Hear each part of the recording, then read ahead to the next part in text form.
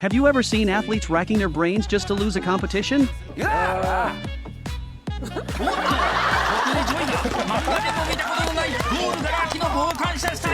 In order to prevent the other side from noticing, they have to act disappointed after losing. The production team invited the participants under the pretense of a fake competition to prank them. Everyone has a competitive spirit, so they all trained hard for the event. Just as the competition was about to begin, both sides were secretly informed by the director that only by losing the game would they earn a large cash prize. And, of course, they had to lose in a way that wouldn't be obvious to the other team. The first game was a penalty shootout, with each person acting as both shooter and goalkeeper. It looked like both were up to something and trying to figure out how to lose perfectly to the other. The game began with Joy shooting first.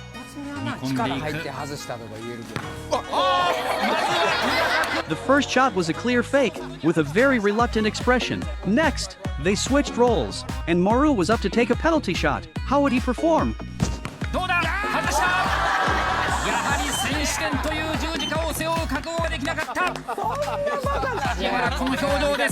In the following rounds, both teams upped their acting game. The performances got better with each round, and the match stayed tied without anyone breaking the deadlock. So, Maru decided to break the tie himself. When it was his turn to play goalkeeper, he sat down, hoping to let the other team score and lose the game.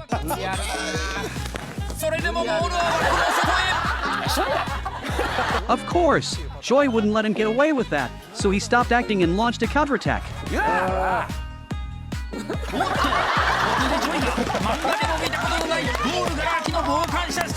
The games kept getting more ridiculous. They would do anything to lose, no matter what it took. Just as the two were stuck in a stalemate, the production team finally stepped in and revealed the truth. Upon hearing the real reason, Maru was furious. The second game was a three-legged race. Just like before, both teams trained seriously before the game, only to be informed right before it started that they had to lose. When the race began, the green team immediately started acting, diving dramatically and falling behind by almost half the distance. The yellow team wasn't about to let them off easy. Seeing the green team faking it, they also decided to play along, tripping to tie their shoelaces. The green team's acting was so good that by the time the yellow team was close to the finish line, they decided to trip again to waste time. But, to their surprise, the green team played even dirtier. They pretended to have leg pain and retied their shoelaces. Now, the yellow team began to act out as well. At this point, both teams were stuck in a standstill. After a minute, since the yellow team was too close to the finish line, they were forced to cross it and win. The green team, however, was still moving at a snail's pace. The third game was a beach flag race. The production team once again tricked them into participating with the same strategy. At this moment, both teams must have been plotting how to cleverly lose the game. When the whistle blew, the blue team's player faked a fall and lost at the starting line. The black team player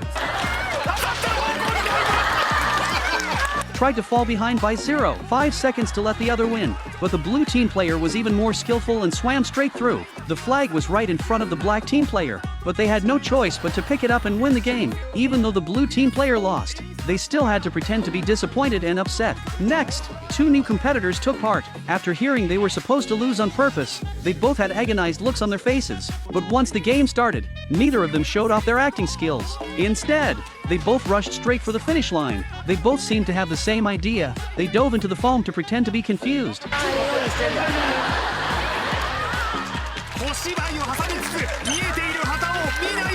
By now, the two of them were clearly eyeing the flag, but they tried to act oblivious, turning their backs to avoid seeing it. They dug around in the corner, pretending to be lost.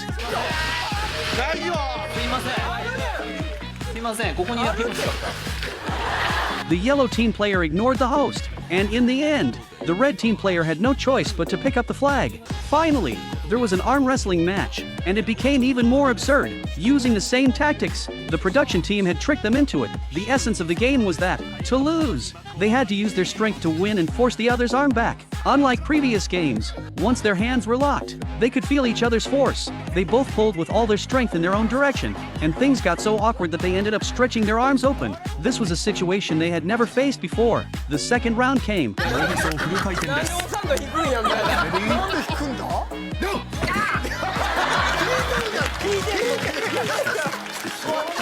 And they had no idea what to do. The final match was even funnier. The red team was stronger and managed to pull the blue team's arm across.